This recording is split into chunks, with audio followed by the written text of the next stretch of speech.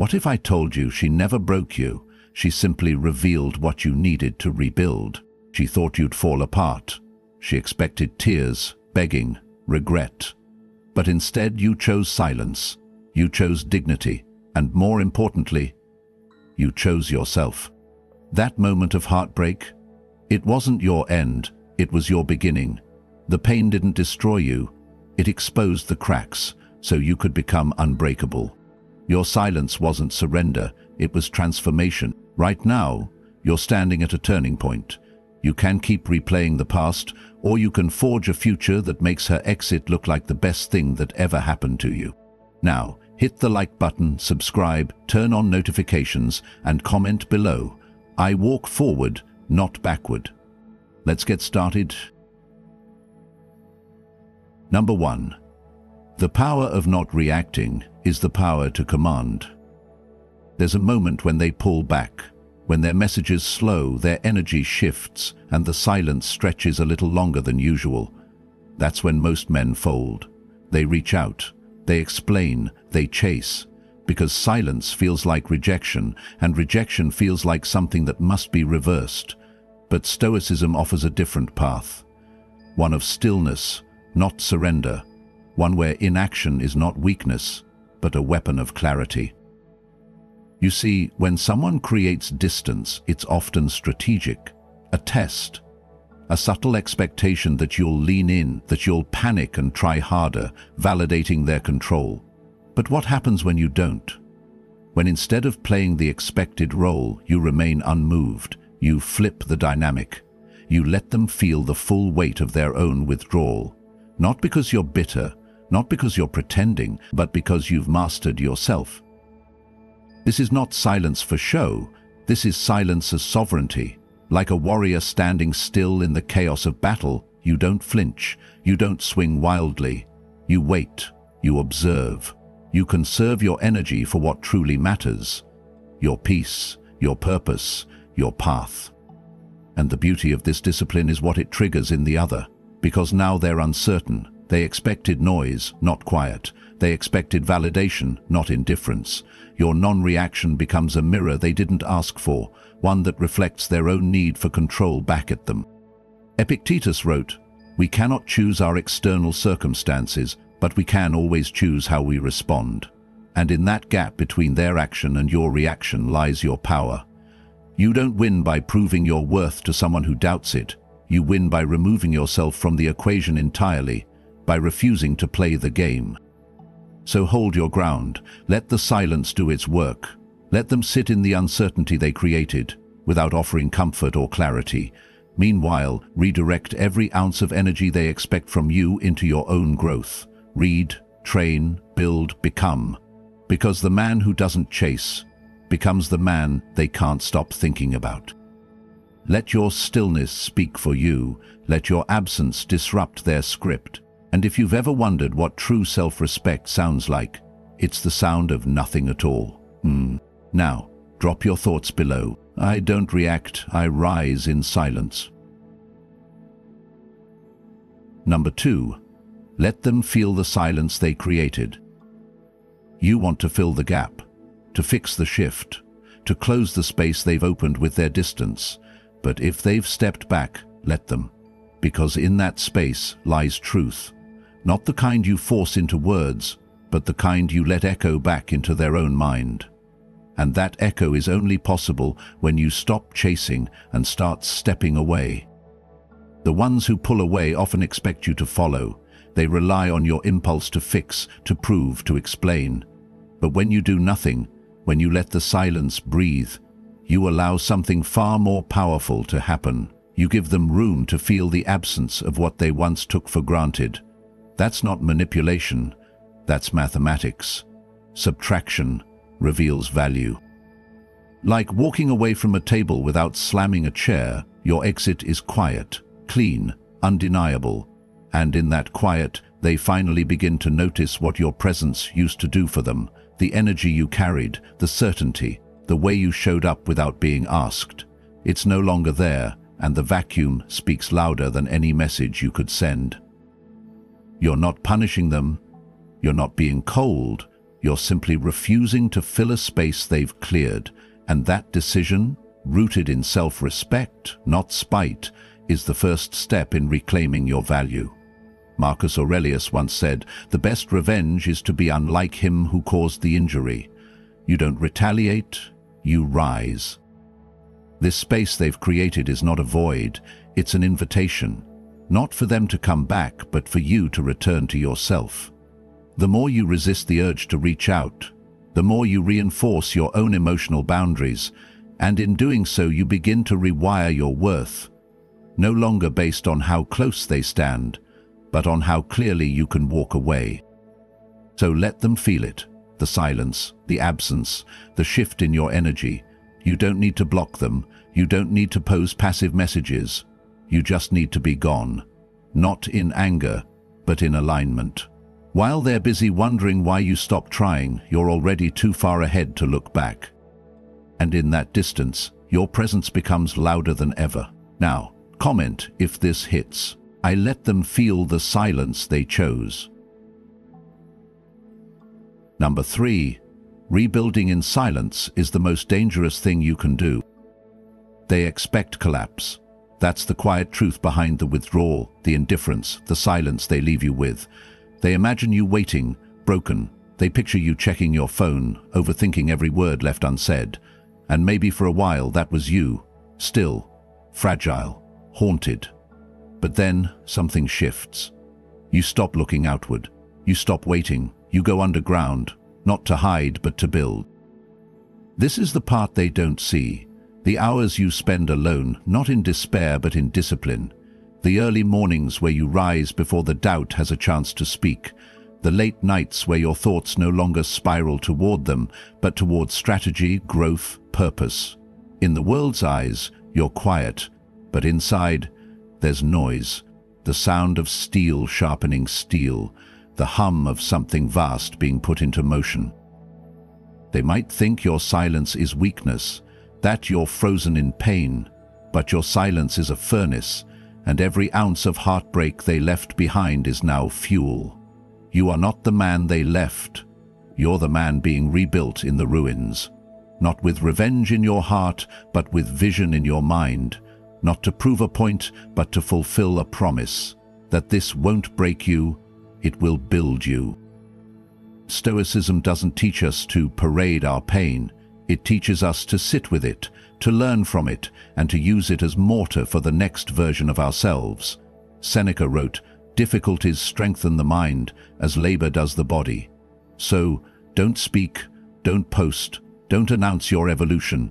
Let the transformation be a private war, one fought in silence and one in spirit. Because one day, whether by accident or design, they'll look for you, and when they do, they won't find the man they left behind. They'll find someone sharper, quieter, heavier with presence, and that realization will land like a stone in their chest, not because you punished them, but because you outgrew the pain they assumed would hold you down. So build. Build without applause, build without needing to be seen, because nothing commands attention like a man who never needed it to begin with. If you're in the dark, building quietly, say it below. I rebuild in silence. They won't see me coming. Number 4. Hold the frame. Even when everything around you shifts. There is a moment when you feel yourself start to bend. When her silence makes you question your worth. When her hot and cold attention starts to chip away at your clarity. You want to respond. You want to explain. You want to step outside of yourself to meet her in her chaos. But that's exactly the moment you must do the opposite. That's the moment you must hold the frame. Your frame isn't a trick. It's not bravado. It's the inner structure that defines how you see yourself and what you will and won't tolerate. And when you let someone else dictate the terms of how you show up, how you feel, or how you act, you've already lost the frame. You've surrendered the one thing Stoicism tells us to protect at all costs: our own mind. Marcus Aurelius said, "You have power over your mind, not outside events. Realize this and you will find strength." And that strength is what she's unconsciously testing when she pushes away or plays vague.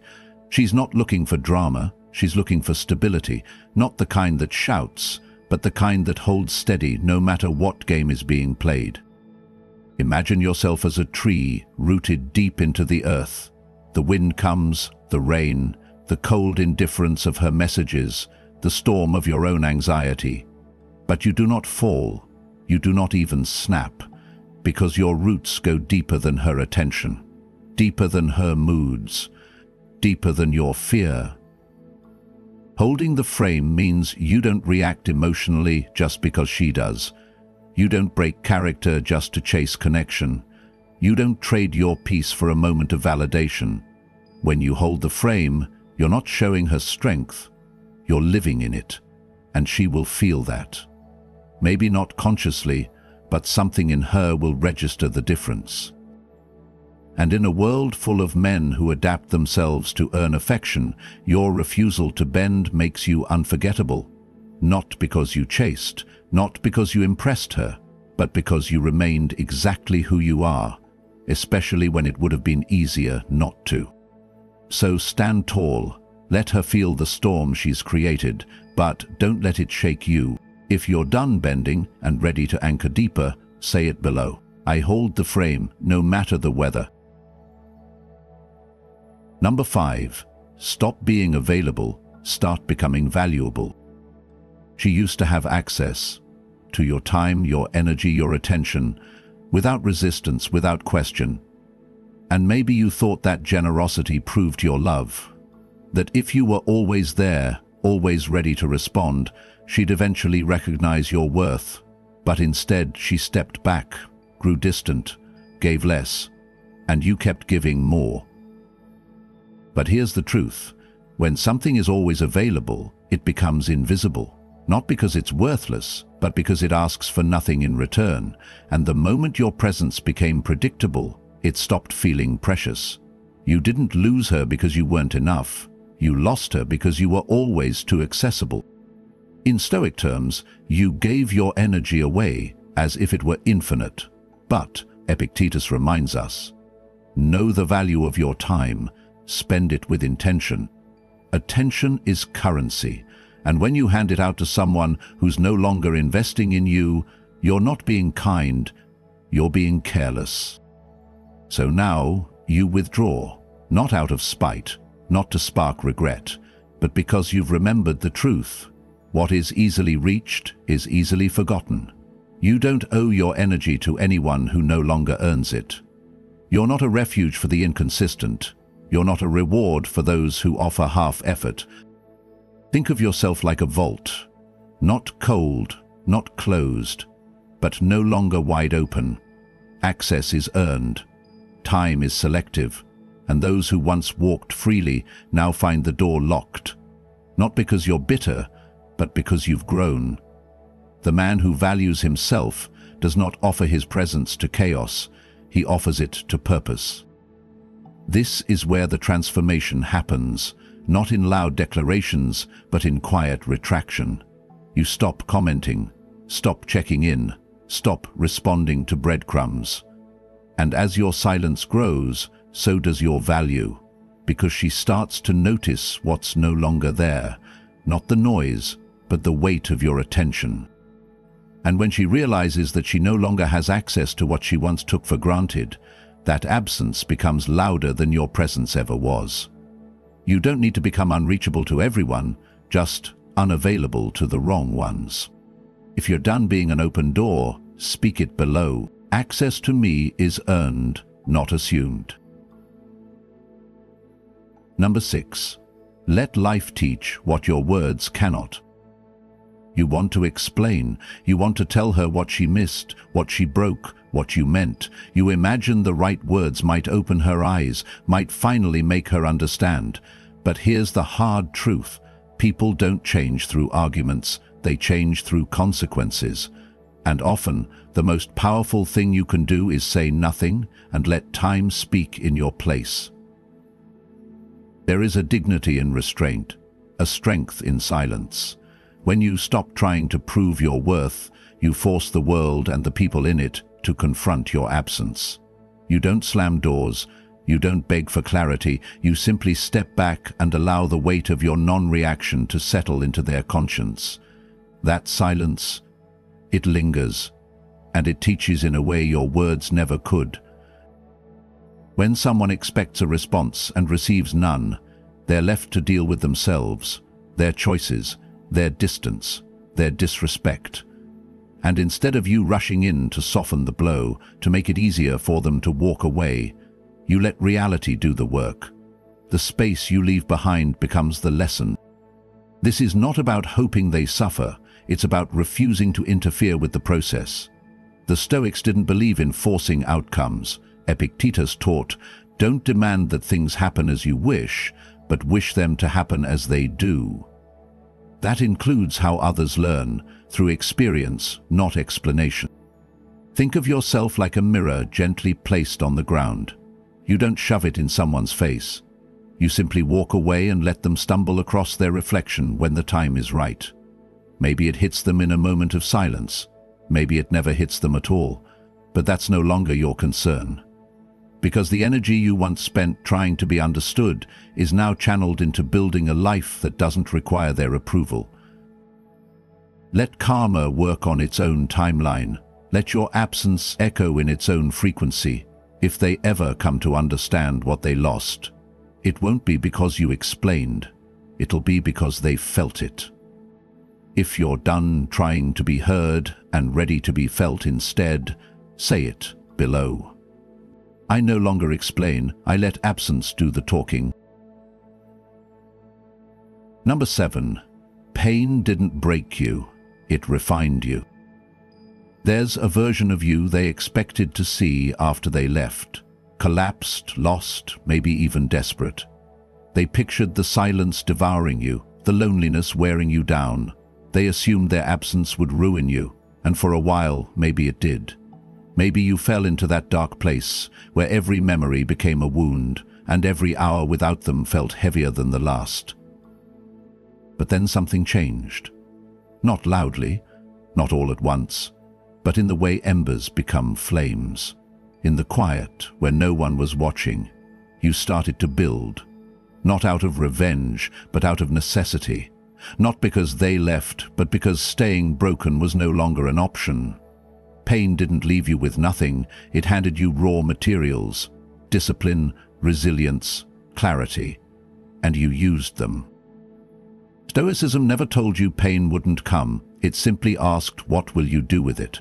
Marcus Aurelius wrote, fire feeds on whatever is thrown into it, so you became that fire. You didn't let the hurt extinguish your spirit, you fed it to the flames and let it shape you into something they wouldn't recognize, something stronger, quieter, deep. This is the kind of transformation that doesn't need to be announced. You don't need to post it. You don't need her to see it. Because real growth isn't for display, it's for direction. You now walk differently. Not with anger, not with bitterness, but with purpose. Your vision is no longer fogged by the need for validation. You've stopped checking in, stopped wondering, stopped hoping. Not because you're cold, but because you've evolved. And here's what happens. The stronger you become, the less you need them to return, and the more unforgettable you become. Not because you chased, not because you proved your worth, but because you transcended the entire dynamic.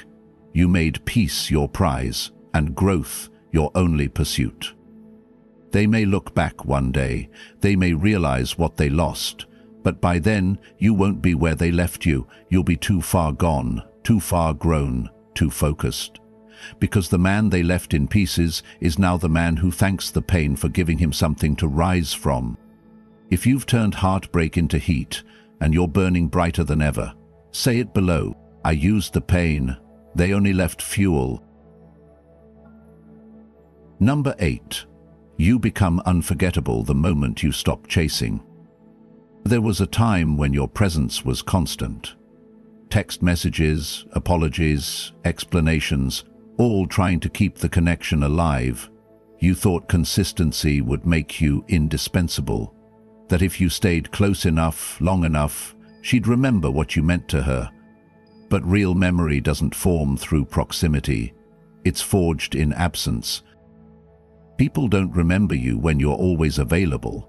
They remember you when they realize you're no longer within reach, when they feel your evolution without having access to it.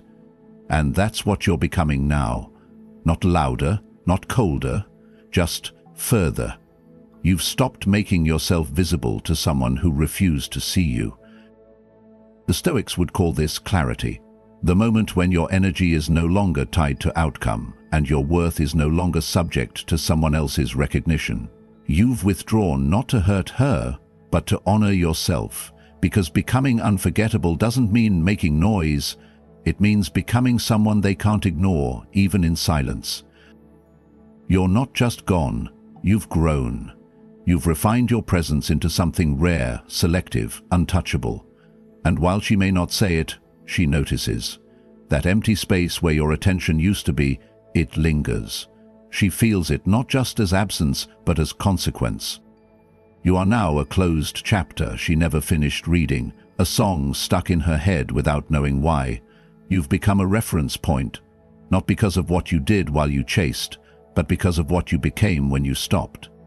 And here's the paradox. The more you focus on becoming whole, the more others feel the fracture your absence created. The man she thought would wait is now someone she'll likely never get close to again. Not because you're punishing her, but because you've evolved past the need for her presence to feel complete. This is what it means to be unforgettable. To leave an imprint not through desperation, but through discipline. Not through drama, but through distance. You didn't fade. You rose, quietly, intentionally, and entirely without her. If you're no longer trying to be remembered, but know you will be, say it below. I don't need to be seen to leave a mark. You began this story heartbroken, maybe even shattered, but today you see the truth. She didn't break you, she sharpened you. She walked away thinking it would ruin you, but you didn't chase, you didn't beg, you walked forward without looking back. And that silence, that's power. Your value was never in her hands, it was buried beneath your doubt, and now you've dug it up. If you're ready to keep evolving, like this video, subscribe and comment below. I am unshakable. Stand tall, keep building, because the best revenge is becoming someone who no longer needs any.